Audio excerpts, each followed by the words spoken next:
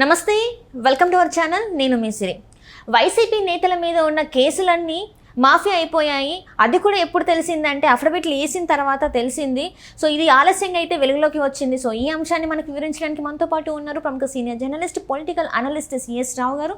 నమస్కారం sir. Sir, ఇప్పుడు చూస్తుంటే వైసీపీ నేతల మీద ఉన్న కేసులన్నీ మాఫియా అయినట్టు తెలుస్తుంది. అది కూడా ఎప్పుడంటే ఇంత అంటే అఫిడవిట్లు వేసిన తర్వాత ఆలస్యంగా వెలుగులోకి వచ్చింది. అసలు దీన్ని అసలు మనం ఎలా పరిగణించాలంటారు సార్? సో ఒకటి ఏంటంటే, నా పాలన నా ఇష్టం, ముఖ్యమంత్రిగా మీరు నాకు అధికారం ఇచ్చారు కాబట్టి నా ఇష్టం వచ్చినట్టు నేను పరిపాలన చేస్తాను, నా ఇష్టం వచ్చినట్టు నేను కేసులు రద్దు చేసుకుంటా అన్నట్టుగా ఉంది ఆంధ్రప్రదేశ్లో పరిస్థితిని చూస్తుంటే. ఎందుకనంటే ఇప్పుడు గతంలో అఫిడవిట్లు వేశారు వైఎస్ఆర్ కాంగ్రెస్ పార్టీకి సంబంధించినట్టు అభ్యర్థులు. ఇప్పుడు మళ్ళీ నామినేషన్లు వేసి అఫిడవిట్లు కూడా సమర్పిస్తున్నారు. ఈ అఫిడవిట్లను చూస్తే వైఎస్ఆర్ కాంగ్రెస్ పార్టీ అభ్యర్థుల మీద ఉన్నటువంటి కేసులు మాఫీ అయినట్టు కనబడుతుంది. ఉదాహరణకి అవినాష్ రెడ్డిని తీసుకుంటే, అవినాష్ రెడ్డి మీద ఒకే ఒకటి వివేకానంద రెడ్డి మర్డర్ కేసు తప్ప మిగతా ఏమి కేసులు లేనట్టు చూపించారు. అలాగే జగన్మోహన్ రెడ్డికి సంబంధించి ఇప్పుడు ఆయన ఈడీ కేసులు, సిబిఐ కేసులు ఉన్నాయి, అవి తప్ప మిగతా ఏమీ లేనట్టు చూపించారు. అలా వైఎస్ఆర్ కాంగ్రెస్ పార్టీకి సంబంధించినటువంటి నేతల నామినేషన్లు వేసినట్టు క్రమంలో, అఫిడవిట్లు సమర్పించినటువంటి క్రమంలో దొమ్మి చేసినటువంటి వాళ్ళు, అలాగే అటెంప్ట్ మర్డర్లు చేసిన కేసులు ఉన్నటువంటి వాళ్ళు, వీళ్ళందరికీ సంబంధించి ఈ కేసులు ఏమీ కనిపించట్లేదు, కేసులు ఏమీ లేనట్టు చూపిస్తున్నారు. అంటే దీని అర్థం ఏంటి? వైఎస్ఆర్ కాంగ్రెస్ పార్టీ అధికారంలోకి వచ్చిన తర్వాత సైలెంట్గా వైఎస్ఆర్ కాంగ్రెస్ పార్టీకి సంబంధించినటువంటి లీడర్లకు కానీ, లేదా వైఎస్ఆర్ కాంగ్రెస్ పార్టీ క్యాడర్ మీద ఉన్నటువంటి కేసులు కానీ కొట్టేయించుకుంటూ, రద్దు చేయించుకుంటూ చీకటి జీవోలు ఇచ్చారు అని చెప్పి అర్థమవుతుంది. ఇప్పుడు యాక్చువల్గా ఎలక్షన్ కమిషన్ కేసులకు సంబంధించి పరిశీలన చేస్తుంది. మొత్తం పరిశీలన చేసిన తర్వాత వాళ్ళని క్యాండిడేట్గా వాళ్ళని ఫైనలైజ్ చేసేటప్పుడు స్క్రూటినీ చేస్తుంది.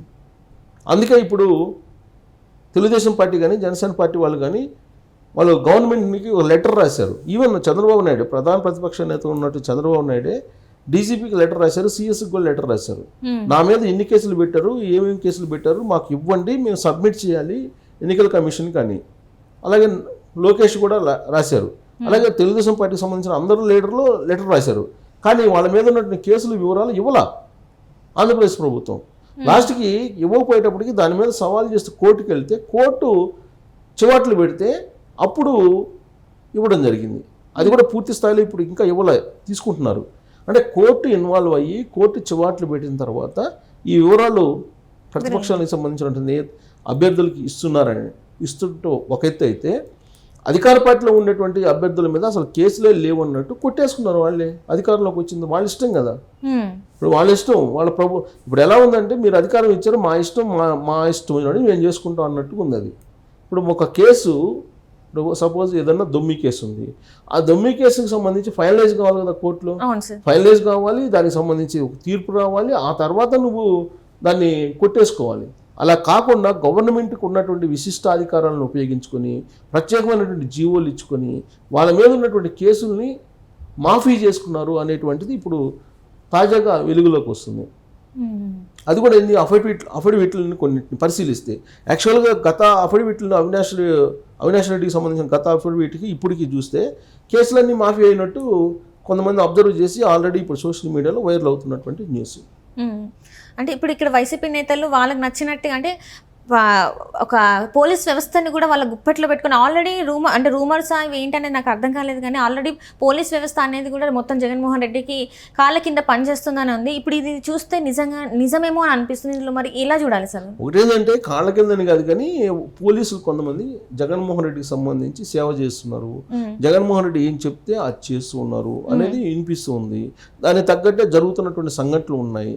కానీ ఎలక్షన్ కోడ్ వచ్చిన తర్వాత అట్లీస్ట్ పోలీసులు తమ పవర్స్ను ఉపయోగిస్తారు, పోలీసులు నిష్పక్షపాతంగా వ్యవహరిస్తారు అనేటువంటి ఒక నమ్మకాన్ని ఆంధ్రప్రదేశ్ ప్రజలు పెట్టుకున్నారు. కానీ కోడ్ వచ్చిన తర్వాత కూడా నోటిఫికేషన్ కూడా ఇచ్చారు కదా, నోటిఫికేషన్ ఇచ్చిన తర్వాత కూడా ఇప్పటికి కూడా తెలుగుదేశం పార్టీకి సంబంధించినటువంటి అభ్యర్థుల మీద, లేదంటే తెలుగుదేశం పార్టీకి సంబంధించిన క్యాడర్ మీద దాడులు చేస్తూ ఉన్నటువంటి పరిస్థితి కనిపిస్తూ ఉంది. మరి ఎందుకు లా అండ్ ఆర్డర్ని కంట్రోల్ చేయలేకపోతున్నారు? ఒకటి, ఇప్పుడు నంద్యాలలో ఒక ఇన్సిడెంట్ జరిగింది, కర్నూలులో ఒక ఇన్సిడెంట్ జరిగింది, మాచర్లో, గుంటూరు జిల్లా మాచర్లో జరిగింది, ఒంగోలులో అయితే ఏకంగా అసలు తెలుగుదేశం పార్టీ వాళ్ళ మీద కొట్టి వాళ్ళు హాస్పిటల్లో చికిత్స చేసుకుంటే హాస్పిటల్ మీదకు పోయి దొమ్మి చేశారు. అవును సార్. సో ఇంత చేసినప్పుడు కూడా వాళ్ళ మీద కేసులు పెట్టాల వాళ్ళ మీద. తెలుగుదేశం పార్టీ వాళ్ళ మీద రివర్స్ కేసులు పెట్టారు. అంటే జగన్మోహన్ రెడ్డికి ఎంత అనుకూలంగా ఆంధ్రప్రదేశ్ పోలీసులు పనిచేస్తూ ఉన్నారు కొంతమంది అనేది చాలా ఇన్సిడెంట్ నిదర్శనంగా కనిపిస్తూ ఉన్నాయి. సో వాళ్ళు ఈవెన్ ఐపీఎస్లు కూడా జేపీఎస్ లాగా జగన్ పోలీస్ సర్వీస్ లాగా మారిపోయారు కొంతమంది. ఐపీఎస్ లాగా వ్యవహరించట్లేదు అనేది వినిపిస్తుంది. దాని మీద బోల్డ్ అని కంప్లైంట్లు రాష్ట్ర ఎన్నికల కమిషన్కి వెళ్ళి, అలాగే సెంట్రల్ ఎలక్షన్ కమిషన్కి కూడా వెళ్ళినాయి. అసలు సెంట్రల్ ఎలక్షన్ కమిషన్కి అయితే ఒక గ్రూప్ లాగా ఏర్పడి తెలుగుదేశం పార్టీ, బీజేపీ, జనసేన కలిసి వెళ్ళి కంప్లైంట్ చేశారు. బీజేపీ నుంచి జీవీఎల్, అలాగే తెలుగుదేశం పార్టీ నుంచి కనకమేళ్ల రవీంద్ర, జనసేన నుంచి నాదెండ్ల మనోహర్ కీలకమైనటువంటి లీడర్లు వెళ్ళి సెంట్రల్ ఎలక్షన్ కమిషన్కి కంప్లైంట్ చేశారు. కంప్లైంట్ చేసి కూడా దాదాపు 2 వారాలు అవుతుంది. ఇప్పటివరకు ఏమైనా డెసిషన్స్ ఉన్నాయంటే ఏమి లేవు. ఇటీవల రాష్ట్ర ఎన్నికల కమిషనర్ మీనా ప్రెస్ మీట్ పెట్టి ఏం చెప్పారు, మేము చర్యలు తీసుకుంటామని చెప్తున్నారు. ఎప్పుడు తీసుకుంటారు చర్యలు? అంటే కొంతమందిని బదిలీ చేశారు కదా సార్, ఐపీఎస్ ఆఫీసర్ని, ఐఏఎస్ ఆఫీసర్ని బదిలీ చేశారు కదా. అది ఒక ఆరుగురు ఐపీఎస్లు, 3 ఐఏఎస్ల మీద బదిలీ వేట్ అయితే వేశారు. అలాగే రఘురామారెడ్డి అనే ఆయన విజిలెన్స్ కు సంబంధించిన ఆయన కూడా అస్సాంకు బదిలీ చేశారు. ఆ బదిలీలతోటి లాస్ట్కి మళ్ళీ తర్వాత ఎవరిని కదిలించలే. సరే, వాళ్ళని బదిలీ చేశారు. బదిలీ చేసిన తర్వాత పరిస్థితి మారిందా? మారలేదు కదా. ఇప్పుడు 33 మంది వృద్ధులు చనిపోయారు కదా. వృద్ధులు చనిపోయిన దానికి బాధ్యులను ఎవరు చేయాలి? సిఎస్ చీఫ్ సెక్రటరీని చేయాలి కదా. మరి చీఫ్ సెక్రటరీని చేసి ఆయన బదిలీ చేయాలి కదా. చేశారా? చేయలేదు. అనేక సార్లు కంప్లైంట్లు కూడా ఇవ్వడం జరిగింది కదా సార్. మరి ఎందుకు ఇంతవరకు ఈసీ దీని మీద చర్యలు తీసుకోవట్లేదు అంటారు? దానికి కారణం అదే, జగన్మోహన్ రెడ్డి ఏదో చక్రం తిప్పుతున్నాడు ఢిల్లీలో అనేది ఒకటి వినిపిస్తుంది. ఆల్రెడీ రఘురామకృష్ణరాజు కూడా అదే చెప్పారు. అతని అభ్యర్థిత్వం విషయంలో కూడా జగన్మోహన్ రెడ్డి ప్రమేయం ఉందని చెప్పి ఆయన చెప్తున్నాడు.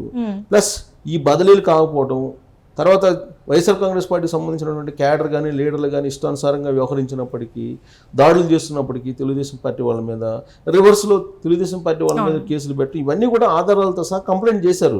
కానీ దానికి పరిష్కారం రావట్లేదు. దానికే పరిష్కారం రాకపోవడంతో ఇప్పుడు వీళ్ళు ఎలక్షన్ కమిషన్కి పదే కంప్లైంట్ చేస్తున్నప్పటికీ ఇప్పుడేమో వైసీపీని కాదని చేసేటువంటి పరిస్థితి లేదంటే బీజేపీ అగ్రనేతలు వ్యవహరిస్తున్నటువంటి తీరు అనుకోవాలి. ఇప్పుడు అసలు తెలుగుదేశం పార్టీ అభ్యర్థులకు ఎన్ని కేసులు ఉన్నాయి అనేది ఇంతవరకు అఫీషియల్గా చాలా మందికి ఇవ్వలేదు. అదే వైఎస్ఆర్ కాంగ్రెస్ పార్టీకి అయితే కంప్లీట్గా వైఎస్ఆర్ కాంగ్రెస్ పార్టీ సంబంధించిన అభ్యర్థులు కానీ క్యాడర్కి కానీ అసలు రౌడీ షీటర్లు ఉన్నటువంటి వాళ్ళకు కూడా రౌడీ షీట్ని తొలగించారని చెప్పి తెలుస్తుంది. అంటే అభ్యర్థులు కాదు, అభ్యర్థులు కాకుండా ఉండేటువంటి వైఎస్ఆర్ కాంగ్రెస్ పార్టీ వాళ్ళు చాలా మంది ఉన్నారు కదా, వాళ్ళ మీద రౌడీ షీట్లు తీసేయటం, తర్వాత వాళ్ళ మీద ఉన్న కేసులు తీసేశారు. అసలు ఎన్ని మాఫీ చేశారో తెలియట్లేదు అనేది ఒకటి వినిపిస్తుంది. ఇంకోటి ఏంటంటే తెలుగుదేశం పార్టీకి సంబంధించిన కీలకమైనటువంటి లీడర్లు ఎవరైతే యాక్టివ్గా రేపు పోలింగ్ రోజు ఉంటారో వాళ్ళ మీద రౌడీ షీట్లు, బైండ్ ఓవర్ కేసులు పెడుతున్నారని ఇంకోటి వినిపిస్తుంది. అంటే ఇక్కడ ఏం జరుగుతుంది అనేది ఎలక్షన్ కమిషన్ ఒక దృష్టి పెట్టాలి. ప్లస్ కేసులు మాఫీ అసలు ఎన్ని చేశారు ఏంటి అనేది లిస్ట్ అవుట్ చేయాలి. దీని మీద తెలుగుదేశం పార్టీ ఒక రకమైనటువంటి పోరాటం చేసేటువంటి పరిస్థితి కూడా లేదు ఇవాళ. ఎందుకంటే ఎలక్షన్ బిజీలో ఉన్నారు వాళ్ళు. ఇప్పుడు అసలు కేసులు మాఫీ ఎన్ని చేశారు, ఎన్ని చీకటి ఉత్తర్వులు ఇచ్చారు, ఆ ఉత్తర్వులు జనరల్గా ఏంటంటే పబ్లిక్ డొమైన్లో పెట్టాలి. పబ్లిక్ డొమైన్లో పెట్టిన దాఖలాలు లేవు. అంటే కేసులు ఎన్ని మాఫీ చేశారో తెలియట్లా.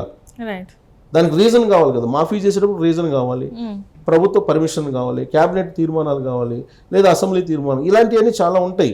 అవేమీ లేకుండా చీకటి జీవులతో కొన్ని కేసులు మాఫీ చేశారు అని చెప్పి తెలుస్తుంది. మరి ఎలాంటి కేసులు మాఫీ చేశారు ఏంటి అనేది బయట రావాలి. ఇప్పుడు అవినాష్ రెడ్డి విషయంలో మాత్రం కొన్ని సోషల్ మీడియాలో వైరల్ అవుతుంది. అంతకుముందు ఉన్నటువంటి కేసుల్ని ఏమీ లేకుండా చేశారు.